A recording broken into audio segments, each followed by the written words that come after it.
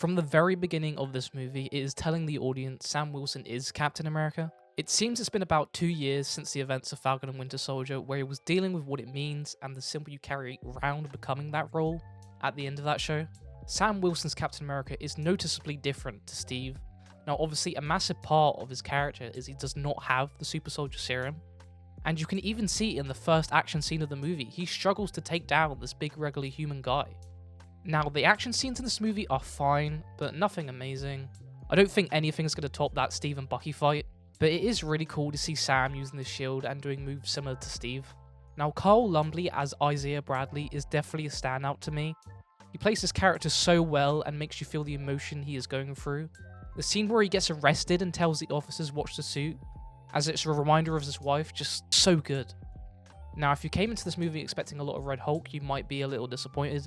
He is in the movie for about 5 minutes, but for me it's just so refreshing to see this raging, angry monster that the original Hulk should be, and should go back to, not dabbing for kids in diners. Damn. I think everyone was curious ever since they revealed in the trailers that Red Hulk will appear, is how Cap is going to take him down. And the simple answer is, he doesn't. He gets chucked around and is barely surviving using his Wakandan wings to block and absorb Red Hulk's attacks. And we really do get a sun's getting real low moment here with Sam trying to calm him down. I joked prior to release that it could potentially happen, but I didn't expect it for it to actually happen. I think it would have just been a lot more heartwarming and just make more sense in the story if Betty Ross showed up and talked her father down. I think Harrison Ford does a good job here, and you can tell he isn't phoning it in. He steals the show in almost every scene he's in, as this guy clearly with a lot of anger issues, trying his best to change for his daughter. I'm very interested to see where they will use the character next, because he is in the Wrath now, so he could appear in any movie. Maybe a Thunderbolt sequel. I mean, he does appear in the comics as part of that team. Giancarlo Esposito as Sidewinder was definitely an interesting choice. He's really the character in name only, but still delivers a great performance as an antagonist for Sam. I think the action scene where Sam doesn't have his suit and Giancarlo Esposito's character decides to surprise him and try and kill him is probably one of the best scenes in the film. Sam really is defenseless. He doesn't have an armored suit or anything to protect him, so that makes his character a threat with just a simple gun. Which for this film is fine, but when he's going to be in Avengers type films, I really don't know how Sam is gonna deal with it if he's in a suit. Danny Ramirez as Joaquin Torres, the new Falcon for Sam, is a great addition.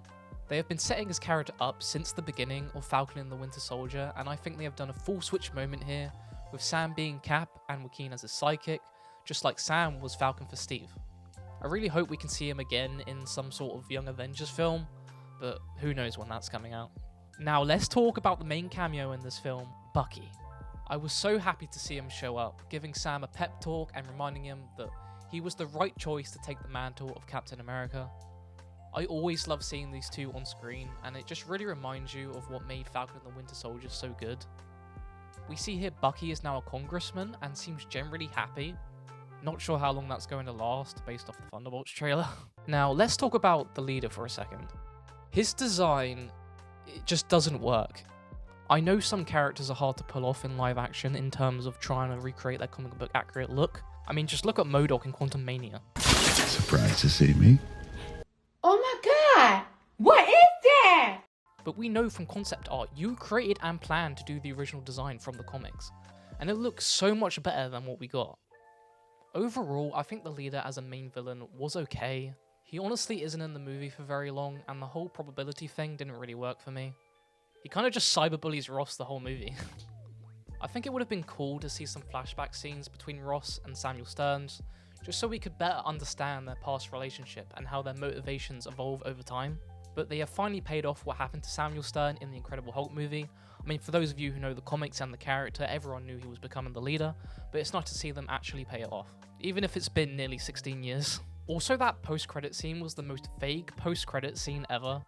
He literally could be talking about any threat, but you have to assume he is talking about Avengers Doomsday and Doctor Doom, but who knows. But overall, I had a fun time with this movie, and I think I would give it a 7 out of 10. This just gets me more excited for the future MCU projects. Like Daredevil Born Again, I can't wait. But that's my thoughts on Captain America Brave New World. Let me know what you thought of the movie down in the comments. Thank you for watching, and I'll talk to you later.